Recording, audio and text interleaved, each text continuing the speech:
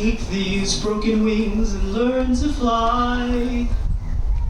All your life, you were only waiting for this moment to rise. One of my earliest memories of school came from elementary, singing this first verse from Blackbird as a choir in front of an audience of literally hundreds of families just like today. And in fact, maybe it was the biggest audience that I've sung to up until even now. In this first verse, Paul McCartney, the songwriter, aims to empower. You see, the blackbird means more than just some bird, of course. It actually symbolizes the African American women of the civil rights movement. He meant it literally, blackbird as black woman. While in 1968, it was an anthem to equality and overcoming adversity, to me in 2026, I guess it symbolizes standing in front of a crowd just like this one.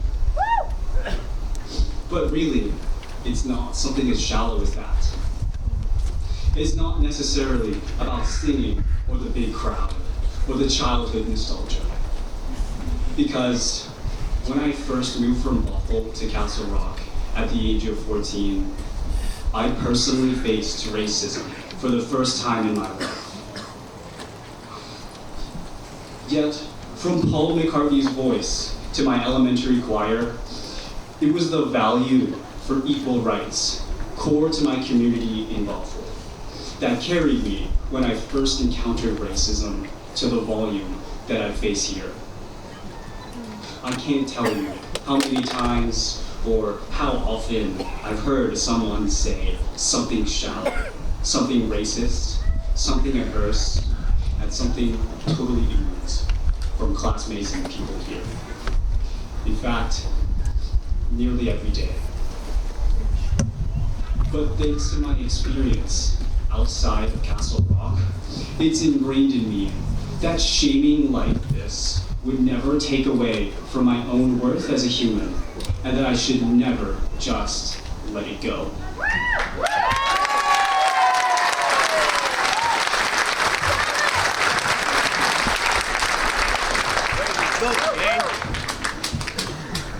We haven't experienced dramatic segregation or Jim Crow laws like Dr. King or the Little Rock Nine did. So some might say, well, didn't they solve it already? It's all done and over with now. But it's not done. It's in the way that we acknowledge that there are African Americans who are very athletic but joke about it in insensitive ways. It's in the way that there are many people who shame Indians just for being Indian. And it's in the way that we see many Asians are smart in school, but still say that it's just because they're Asian. Acting like 60 years ago, there weren't millions out there singing songs of empowerment and fighting for equality on every level, just like how I sang Blackbird in elementary.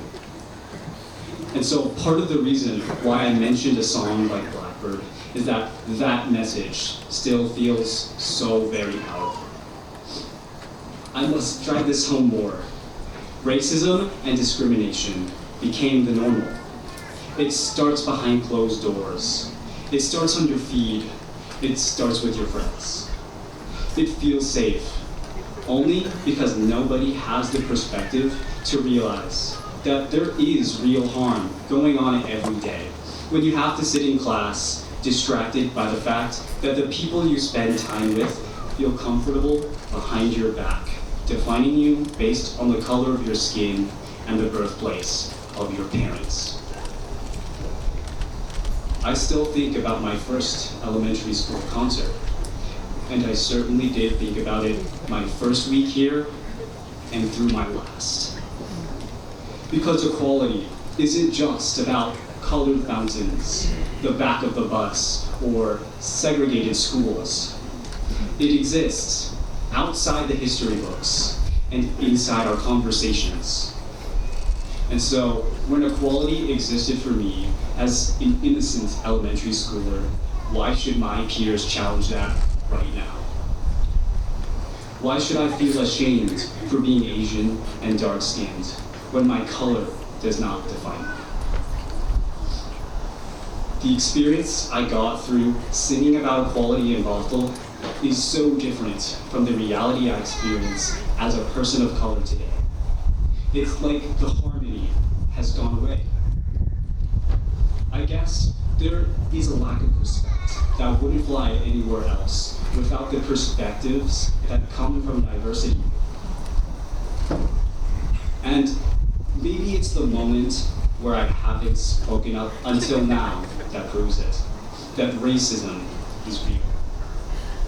It's the moment where I accepted racism as normal, and it's the moment that I didn't attempt to break this status quo.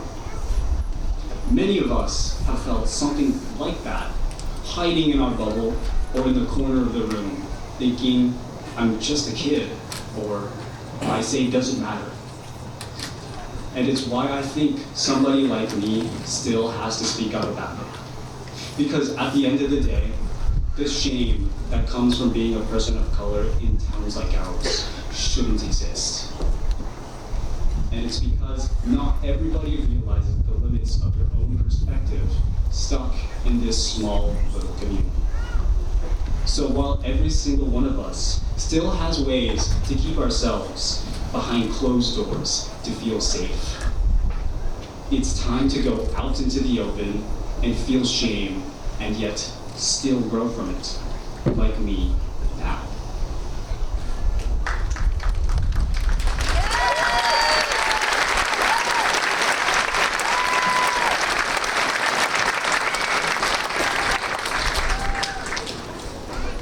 I used to stay in my bubble of thoughts and felt safe to say whatever I wished, not knowing the shame it could have brought others. But now, that's different. Now that I've seen both sides, maybe everyone too can branch out and see something new and grow from it. And so I hope that we can all sing in the dead of night.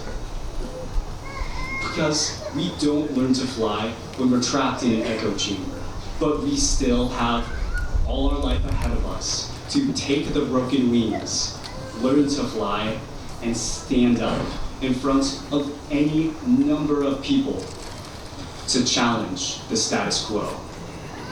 Whether it's about discrimination or something else, stick up for yourself and others. I've been waiting for this moment to do it, and so now it's our moment to arise.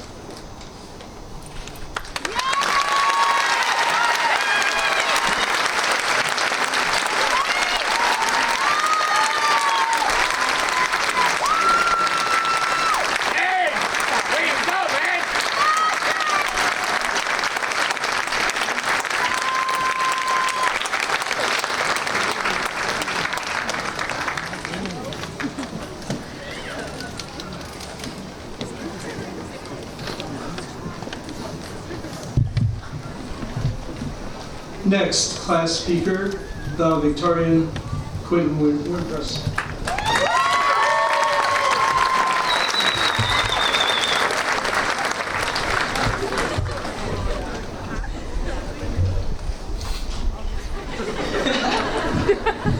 This is partner. All right, before I really start my speech, I have to thank my dad. He is the best person I could have possibly wished for to be as a dad, and he is the best man I could have possibly ever had as a role model. So thank you, Dad. I love you.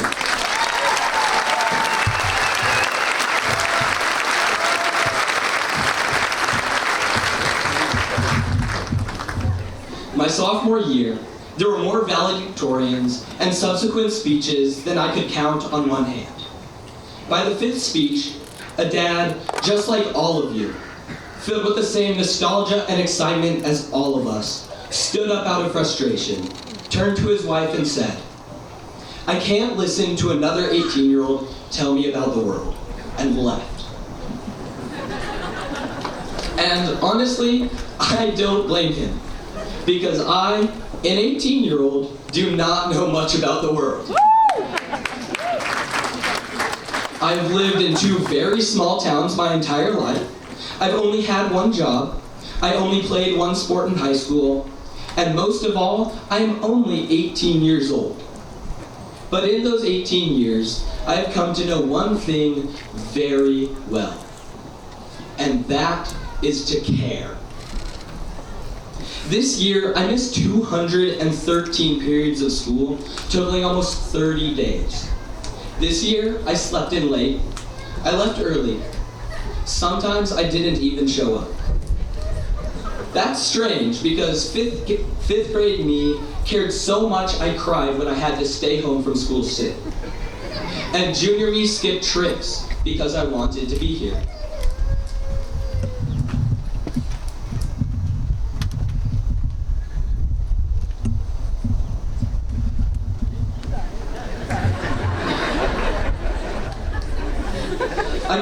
I kept missing school and kept telling myself, this isn't because I don't care. It's because I have things I care about more. After all, I got into college this year, got scholarships, planned assemblies, and punched my ticket to FBLA Nationals. I did all these things, yet ignored my own advice. In the yearbook, under my picture it says, "The man that enjoys the journey will go further than the man that enjoys the destination." Caring is what got me the opportunity to speak to all of you. Caring is what got me to 2 different national competitions, and caring is what made me represent my team at the coin toss on Friday nights. But in accomplishing these things, I forgot that I only now have the opportunity to speak to you because I cared enough to turn in that assignment freshman year. And not only that, I cared enough to make it perfect.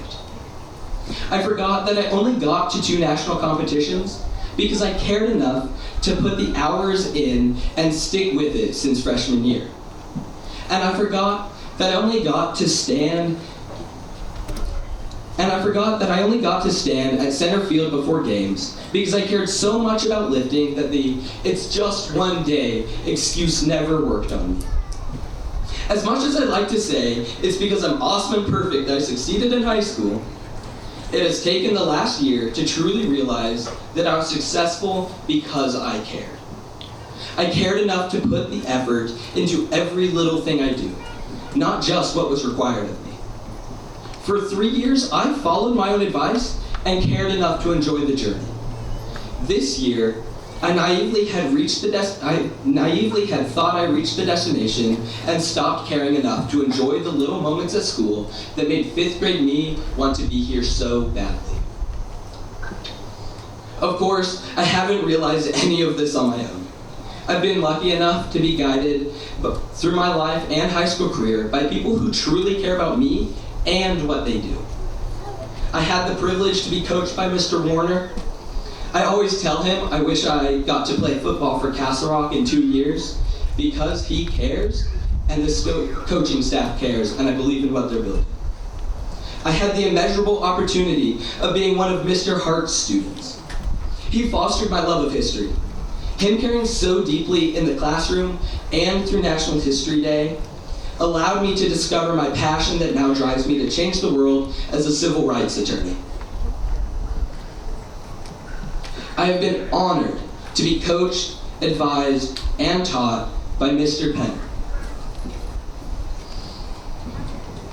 who cares more about me, our knowledgeable team, and this community than we probably care about ourselves.